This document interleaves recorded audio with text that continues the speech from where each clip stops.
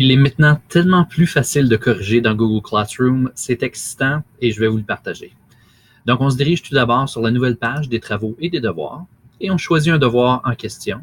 Dans ce cas-ci, j'ai choisi sous mon unité 1, j'ai une tâche. Je vais cliquer sur un de mes travaux et je peux cliquer sur un des travaux de mes élèves. Vous allez remarquer que j'ai choisi de créer un document par élève pour que je puisse y avoir accès déjà en partant.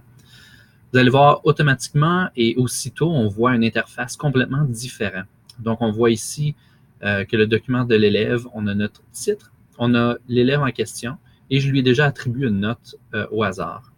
Comme vous allez voir, j'ai accès à mes autres élèves ici, mais je peux changer de document, donc d'un élève à un autre, sans même devoir revenir à Classroom, choisir un autre élève et y revenir. Juste là, on gagne beaucoup de temps. Mais je pense que la magie ici se passe dans la petite barre latérale à droite. Tout d'abord, on a justement la note. On peut y mettre notre commentaire privé, donc notre commentaire final où on veut dire « Bravo, continue ton excellent travail ». Et toute note finale que tu souhaiterais partager. Mais ce qui est encore plus fantastique, c'est vraiment lorsqu'on arrive à la correction directement du Google Doc.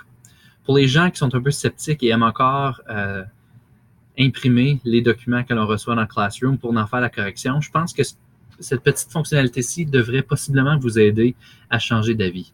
Donc, en premier lieu, on voit en partant qu'on est en mode suggestion, voulant dire que toute modification que j'apporterai à ce document, donc si jamais je choisis de l'enlever, on nous rajoute une boîte de commentaires, justement, pour nous mettre une suggestion. Mais de l'autre côté, ce qui est encore mieux, on a ici à droite Archive des commentaires. Donc, c'est une banque de commentaires que l'on peut créer.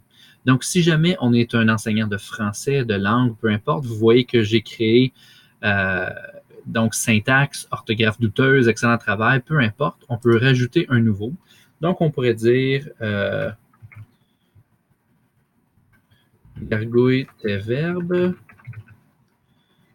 Ça ne veut absolument rien dire, mais juste pour en faire un exemple, si jamais je crois que c'est vraiment douteux, je peux toujours aller le modifier, le supprimer directement d'ici. Mais pour l'occasion, je l'aime bien et je vais le garder. Je peux revenir. Dans le fond, ce que cette banque de commentaires-ci va me donner, c'est lorsque j'arrive sur un mot quelconque, je peux faire un double-clic, clic-clic, ou sinon, je peux tout simplement sélectionner une partie du texte et j'ai une boîte pour le commentaire qui apparaît. Maintenant, tout ce que vous avez à faire, c'est rajouter le hashtag ou le mot-clic, excuse-moi, le hashtag, et maintenant, toute ma banque de commentaires apparaît ici. Donc, je peux justement lui dire, dans ce cas-ci, orthographe douteuse, et je rajoute mon commentaire. Si je souhaite en mettre plusieurs, je peux justement lui dire ici, et je vais faire hashtag, si je veux mettre mon G pour mon gargouille tes verbes, gargouille tes verbes, n'oublions pas que je peux en rajouter plusieurs aussi. Je peux mettre Enter, rajouter encore une fois, excellent travail, et on continue de cette façon-ci. Juste ça, c'est fantastique. Je pourrais rajouter ici, et je peux choisir de renvoyer, de publier mon commentaire à l'élève pour qu'il puisse le recevoir, ou même lui envoyer, et de façon officielle, l'élève peut recevoir son travail sans même quitter la copie du Google Doc. Ça transforme une façon dont on peut corriger. Ça nous rend beaucoup plus efficace. Et je crois que ça en vaut la peine d'explorer plus tôt. Et je vous invite à l'essayer. Donnez-moi des commentaires dans les commentaires ci-bas. Donc, sur ce, je vous souhaite une excellente soirée. On se revoit bientôt. Bye bye.